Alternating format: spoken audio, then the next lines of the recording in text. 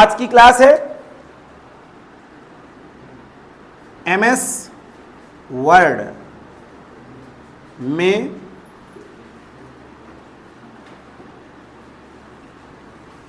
ऐसा नहीं, ऐसा करते, रुक जाइए।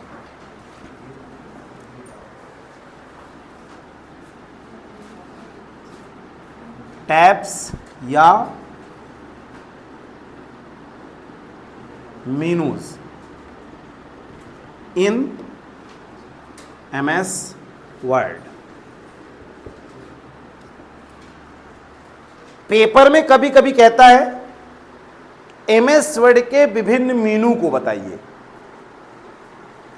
मेनू आपने पढ़ा है कि 2007 के पहले जो अब टैब हैं, 2007 ऑफिस वर्जन के पहले की बात कर रहे हैं, जो टैब के रूप में अब हैं वो पहले कैसे थे? मेनू के रूप में थे। इसलिए कभी कभी आप लोगों को घुमाने के लिए क्वेश्चंस डाल देता है कि एमएस वर्ड में विभिन्न मेनू को बताइए। अब बहुत सारे लोग जो क्लास पे नहीं आते तो नोट्स में, बुक्स में कहीं भी मेनू मिलते ही नहीं है। अब वो कंफ्यूज हो जाते हैं कि मेनू कहीं है, ये नहीं है। जबकि ये नहीं जानते हैं कि मेनू बदला हुआ एक नाम है। तो चाहे टैब पूछे चाहे मेनू पूछे, दो में से कोई पूछे, हमको पता है। क्या क्वेश्चंस हैं? एमएस टैब्स या menus in MS word. MS word में टैब अथवा मेनू। तो शुरू में अगर देना हो तो एक दो लाइन की परिभाषा बताइए। एमएस वर्ड में या एमएस वर्ड 2013 में मेनू को ही टैब कहा जाता है या टैब को ही मेनू कहा जाता है। जो एमएस वर्ड में होने वाली सारी क्रियाओं को करने के लिए अपने अंदर टूलों को व्यवस्थित तरीके से संग्रहित किए रहते हैं। सर इन्हीं के दम पे एमएस वर्ड में संपूर्ण या छोटे से लेके बड़े से कार्य को किया जाता है। सर एमएस वर्ड 2013 में 10 प्रकार के मेनू दिए गए हैं, लेकिन स्पेशली हम 9 पढ़ेंगे। एक डेवलपर मेनू है, उसका काम आप नहीं पढ़ोगे। अगर लिखना चाहो तो आप 9 भी लिख सकते हो, गलत नहीं है। एमएस वर्ड 2013 में 9 प्रकार के मेनूज या 9 प्रकार के टैब दिए गए हैं, जिनका नाम इस प्रकार है। ये परिभाषा में लिख देना। नंबर 1 फाइल, नंबर 2 कामा लगा के home, number 3 insert, number 4 page layout, अगला रिव्यू रेफरेंस, अगला रेफरेंस के बाद मेलिंग,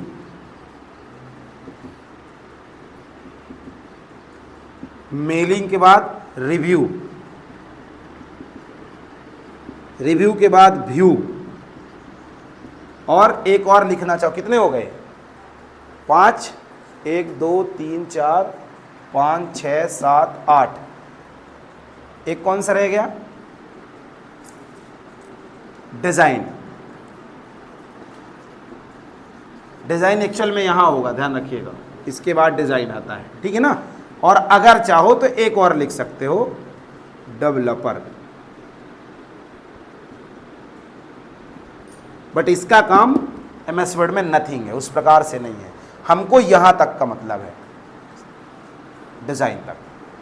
तो पहले परिभाषा में बता दीजिए, क्योंकि ये मुख्य रूप से आता है 8 नंबर का कभी कभी पेपर में। तो छोटे स्तर से चलोगे तो 8 नंबर नहीं मिल पाएगा। इसलिए 3 से 4 लाइन की परिभाषा पहले ये बता दीजिए। आप बता लोगे ना पहले कि एमएस वर्ड में मुख्य रूप से ये पाए जाते हैं, इनका काम ही है। एमएस वर्ड में जितने भी प्रकार के काम होते हैं उनको करने के लिए अलग अलग टूल्स की एक श्रृंखला देना। सर प्रत्येक टैब के अंदर अलग अलग तरीके से ग्रुप दिए गए हैं और उन ग्रुप के अंदर हमें सर काम करने के लिए टूलों की व्यवस्थित श्रृंखला दी गई है। सर ग्रुप इसलिए बनाया गया है कि सर हमको काम करने में सहूलियत रहे।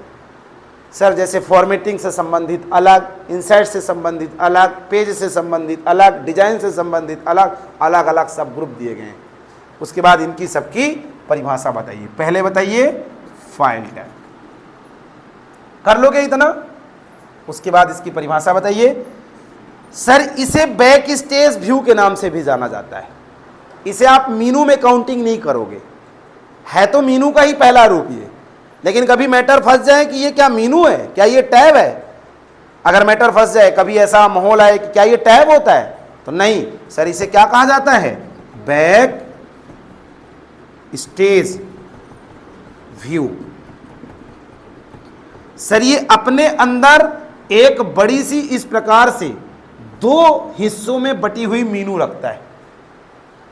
एक तरफ आप देखते हो new, open, save, save as, page setup, print, इस तरीके की बहुत सारी बटनें रखता है जो एमएस वर्ड में फाइल से संबंधित मोस्टली जो काम होते हैं उनको करने की सुविधा देता है। बगल में सर इनसे रिलेटेड टूल भी रखता है, जैसे जब हम प्रिंट करते हैं तो प्रिंट प्रीव्यू रखता है, सेव करते हैं तो आपने पीछे पढ़ा है रिसेंटली सेव, ओपन करते हैं रिसेंटली ओपन, ऐसी सर ये मेनू रखता है जो इन पे क्लिक करने पे इधर शो करने का काम करता है। लिख लोगे सर, एमएस वर्ड में फाइल टैब या file menu back stage view के नाम से भी जाना जाता है। यह अपने अंदर एमएस वर्ड की फाइल को कंट्रोल करने से रिलेटेड बहुत सारे ऑप्शन या कमांड को रखता है, जैसे new, open, save, save as, print, page setup या एग्जिट। इनका प्रयोग करके एमएस वर्ड के डॉक्यूमेंट को हम सर कंट्रोल कर सकते हैं। फाइल नाम ही है इसका, फाइल मतलब फाइल में कंट्रोलिंग से संबंधित काम करना। लिख लोगे। दूसरा कौन सा है, होम। होम पे क्या है, हाँ अब देखो मैं आपको एक ट्रिक दे रहा हूं, इनकी परिभाषा आपको कैसे बनाना है, बहुत सरल ट्रिक दे रहा हूं। आप इनके अंदर के 2-3 ग्रुप पकड़ लो, 2-3 ग्रुप। ऐसा तो नहीं है कि आप बिल्कुल ना जानते होगे। जैसे होम टैब में कौन कौन से ग्रुप हैं, जैसे एक क्लिपबोर्ड हो गया शुरू में, दूसरा फॉर्मेटिंग हो गया, पैराग्राफ हो गया। तो बोलो यह टैब एमएस वर्ड की डॉक्यूमेंट से संबंधित जब कभी फॉर्मेटिंग से रिलेटेड काम करना हो, या यह टेक्स्ट को, डाटा को फॉर्मेटिंग से संबंधित काम करने के लिए कुछ ग्रुप और टूलों को अपने अंदर समाहित करके रखता है, जैसे clipboard, text formatting, paragraph formatting, etc. इतना लिख दो, ना लिख लोगे 2 लाइन। हाँ, यह टैब एमएस वर्ड में टेक्स्ट को फॉर्मेटिंग से संबंधित क्रियाकलाप करने के लिए अपने अंदर कुछ ग्रुपों को और ग्रुप के अंदर कुछ बटनों को रखे रहता है। जैसे क्या बताओगे, फॉर्मेटिंग बता दो, फॉर्मेटिंग, पैराग्राफ और लास्ट में बता दो क्लिपबोर्ड, ईटीसी कर दो, ना बनेगा। बन गई परिभाषा। अगले नंबर की क्या बताओगे, इंसर्ट। इंसर्ट टैब का मतलब सर डॉक्यूमेंट में किसी चीज को इंपोर्ट करना, लाना। इंसर्ट को हिंदी में प्रविष्ट करना कहा जाता है। सर यह टैब एमएस वर्ड में विभिन्न प्रकार की ग्राफिक्स या और एक्स्ट्रा चीजों को इंसर्ट करने की सुविधा देता है। सर यह अपने अंदर पेज को इंसर्ट करने, ग्राफिक्स को इंसर्ट करने, पेज की फॉर्मेटिंग जैसी चीजों को या क्लिप आर्ट इंसर्ट करने, जो भी आप इसके अंदर पढ़े 2-4 शब्द डाल दो, परिभाषा बन गई। मान लो ग्रुप भूल गया, ग्रुप नहीं है याद, तो इंसर्ट 1-2-3 चीजें कोई इंसर्ट किए हो आप, जैसे सर पेज नंबर इंसर्ट कर सकते हैं, सर इसमें पिक्चर इंसर्ट कर सकते हैं, सर इसमें चार्ट इंसर्ट कर सकते हैं, 2-3 यही बता दो, ना बता लोगे। अगला नंबर कौन सा है, page layout. Page layout, sir यह टैब एमएस वर्ड में पेज से लेआउट, पेज के दिखावे से संबंधित चीजों को रखता है, जैसे पेज का सेटअप करना, मार्जिन सेट करना, बॉर्डर लगाना, सर पेज का ओरिएंटेशन बदलना, लंबा वाला चाहिए कि चौड़ा वाला चाहिए, इस तरीके के अपने अंदर कुछ विकल्पों को रखता है। कौन, पेज लेआउट। लेआउट का मतलब क्या होता है, पेज के अलग अलग तरीके से शो अप, पेज के अलग अलग फ्लेवर पेज लेआउट कहलाते हैं। अगला कौन सा है, reference. Reference tab sir MS word के डॉक्यूमेंट में रेफरेंस से संबंधित काम करने की सुविधा देता है। जैसे जब कभी हमारी सर एक लंबी बुक्स तैयार हो गई हो और हमें उस बुक्स के पहले पेज में इंडेक्सिंग करना हो, कैप्शन सेट करना हो, इंड नोट फुट नोट डालना हो, तब हम किसका इस्तेमाल करेंगे सर? रेफरेंस टैब का इस्तेमाल करेंगे। अगला मेल, मेलिंग। सर यह टैब एमएस वर्ड में मेल मर्ज, इन्वेलप्स जैसी चीजों को इंसर्ट करने की सुविधा देता है। मेल मर्ज, इन्वेलप्स, इसके अलावा एक और आप बता सकते हो, उसको उस दिन क्या बताए थे, क्या क्या रहता है जो चिपकाया जाता है, दिमाग से निकल, लेबल्स, हाँ ये भी बता सकते हो। Mail merge, label, envelope, directory, letters और मेल जैसी चीजों को बनाने की ये मेलिंग टैब हमें सुविधा या ऑप्शन अवेलेबल कराता है। अब लेबल्स क्या होता है, उस दिन हमने बताया था, याद है भैया? लेबल्स, कोई भी चीज आप खरीदने जाते हो मार्केट पे, कोई भी चीज, उस पे एक स्कैनर जैसा ब्लैक ब्लैक कलर का एक लोगो लगा रहता है, देखा होगा आपने। उसमें कंपनी का नाम, सीरियस नंबर, एक्सपायरी डेट, कब बना, हर प्रोडक्ट पे लगा रहता है। मोबाइल्स में भी लगा है, इसमें भी आप देख सकते हो लगा होगा कहीं पे, ये देखो दिख रहा है। इसको क्या बोला जाता है? लेबल बोला जाता है। ये जब हम इसको बनाएंगे तो हजारों बनाएंगे, अब अगर हम अलग अलग बनाने बैठे तो गड़बड़ होगा। तो मेल मर्ज का इस्तेमाल करके क्या करेंगे, सीरियल नंबर अलग अलग डाल देंगे, कंपनी नेम कुछ तो सेम रहेगा, और लगा के इसमें पेंसिल से या इसके लिए चिपकाने के लिए अलग अलग तरीके आते हैं, कर लेंगे। फिलहाल अगला कौन सा है? रिव्यू। सर ये एमएस वर्ड में हमें रिव्यू अर्थात जो डाटा हम लिख रहे हैं उसकी रीचेकिंग जैसी सुविधा देता है। स्पेलिंग एंड ग्रामर इसके अंदर होता है, इसके अंदर थीसरस होता है जो हमें सर एमएस वर्ड में शुद्धता लिखने की व्यवस्था देता है। अगला व्यू। सर ये एमएस वर्ड में विभिन्न प्रकार के डॉक्यूमेंट को अलग अलग व्यू में देखने की सुविधा देता है। सर इसके अंदर हमें अपने डॉक्यूमेंट को draft view, page layout view, print layout view जैसी चीज़ों को दिखाने में जब कभी आपको जरूरत पड़े तो हम व्यू टैब का इस्तेमाल करके ये काम कर सकते हैं। सर ये एमएस वर्ड में कुछ टूलों को शो करने और हाइड करने का भी विकल्प अपने अंदर रखे रहता है। ना बता लोगे, लिखना पड़ेगा इनकी दो दो लाइन की परिभाषा, ध्यान रखिएगा। अगला कौन सा बचा? डिजाइन। जब लिखना तो आप इसको यहां लिख लेना, यहां भी लिख सकते हो, गलत नहीं है। डिजाइन। सर यह एमएस वर्ड में थीम्स या बनी बनाए बहुत सारे पेजेस की डॉक्यूमेंट की फॉर्मेटिंग देता है। सर पेज बैकग्राउंड सेट करना हो, थीम्स लगाना हो, पेज में ऐसा कुछ कलात्मक चीजें डालना हो जिसके लिए हम परेशान हो रहे हैं, लंबा समय दे रहे हैं, पेज की फॉर्मेटिंग कर रहे हैं, उस दरमियान हम किसका प्रयोग करेंगे?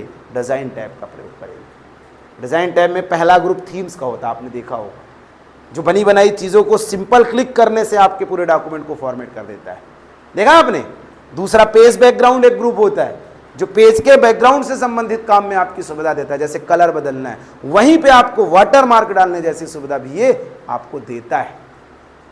इस प्रकार से सर हम एमएस वर्ड में 9 प्रकार के टैबों का इस्तेमाल करके अपने संपूर्ण डॉक्यूमेंट से संबंधित कार्य को कर सकते हैं।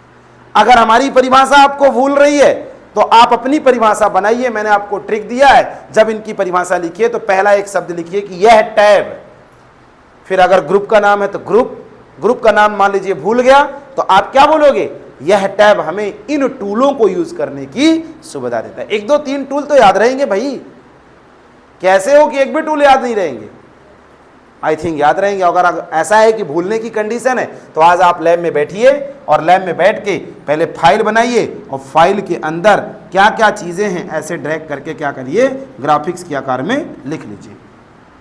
फिर उसके बाद दूसरा बनाइए होम, और होम के अंदर जो जो चीज़ें हैं ग्रुप या कुछ बटने ऐसा करके क्या करिए, लिख लीजिए। जैसे मैं कहूँ कि क्लिप बोर्ड ग्रुप है तो यहाँ लिख दो क्लिप बोर्ड ग्रुप, फिर इसके अंदर ऐसा करके क्लिप बोर्ड ग्रुप में जो जो होता है लिख लोगे क्या? ऐसा अगर आप कर लो ना तो पूरा एमएस वर्ड आपके दिमाग में पहुंच जाएगा। क्योंकि कंफ्यूजन लिखते समय पता क्या होती है कि कौन से टैब में कौन सी बटन है, कौन से ग्रुप में कौन सा ऑप्शन है, ये थोड़ा कंफ्यूजन आता है। तो आप ये ट्रिक अपनाओ, बना लो ऐसा लैब में बैठ के। हर टूलों को नहीं बनाओ, लेकिन मोस्टली जो जो आपने पढ़ा है उनको लिख डालो, और आई थिंक 80 से 90% टूल आपने पढ़ा है, ऐसा कर लो। और उसके बाद इन टूलों को भाई इन्हीं टूलों को तो पढ़ाया गया है, सिलेबस ही बन जाएगा आपका पूरा एमएस वर्ड का, पूरा एमएस वर्ड का सिलेबस बन जाएगा।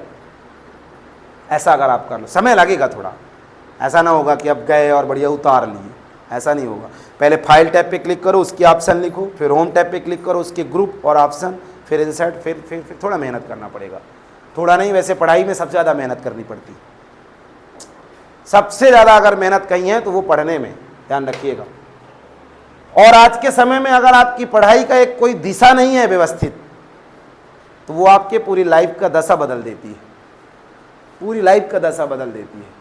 इसलिए पढ़ाई का एक दिशा होना चाहिए, एक जय पूर्व जय पश्चिम, जो भी दिशा आप बनाओ। एक उदाहरण के तौर पे इतने मार्केट में फ्लेवर हैं चीज़ें, अगर आप अपना एक सिस्टम वे बना लो कि हमको इस वे में चलना है, अलग अलग वे में नहीं चलना। हम लोग बफर सिस्टम वाले वे में हैं, बगल वाला जो कर रहा है वही हम कर लेंगे, बाद में भले बजन लगे तो छोड़ देंगे, फिर कहेंगे कुछ मिलता नहीं है। कहाँ से मिलेगा? आप अपने आप से पूछो कि आप कितने कैपेबल हो। शीशे के सामने खड़े होना और किसी से पूछना नहीं, खुद पूछना कि हमारे अंदर कितनी क्षमता है, हम क्या कर सकते हैं। किसी ऑफिस में बैठ के कहीं अगर हम जाएं और अगर हमको काम के लिए बोला गया तो हम क्या कर सकते हैं? आपके अंदर कोई क्षमता? दिखावे की पढ़ाई के लिए स्टेटस तो लगा लेते हो कि 90% पास हो गए, लेकिन आप अपने आप से पूछो ना, पूछो कभी कि हम कितने कैपेबल हैं। आपके अंदर कुछ ऐसी चीज़ें होनी चाहिए कि अगर कोई कह दे कि क्या है आपके अंदर, तो खड़े होकर बोलो, बताइए सर मेरा ये फील्ड है, मैं इस फील्ड में कर लूँगा काम। छक्का बहुत मारता हूँ सर, बैडमिंटन में सीधे गेंद उड़ा देता हूँ सर, चेस खेलता हूँ सीधे राजा को हैक कर लेता हूँ। हाँ सर, आप हमसे गपिंग कर लीजिए, गपिंग करने में आप हमसे आगे नहीं हैं। रेस लड़ा लीजिए सर, आगे ना निकल पाएंगे आप। चुटकुल्ला बात कर लीजिए सर, हम आगे हैं। हंसने पे आ जाइए सर, हमसे ज़्यादा कोई हंस नहीं सकता। रोने पे आ जाइए सर, रो भी नहीं सकते आप हमसे ज़्यादा। कोई तो एक दो गुण रखो, है कोई एक दो गुण? कौन सा बताओ ना, अगर है तो उसी फील्ड में आपकी सफलता है। जरूरी नहीं है कि पीजीएनडी से करने के बाद आपको नौकरी मिलेगी। फिलहाल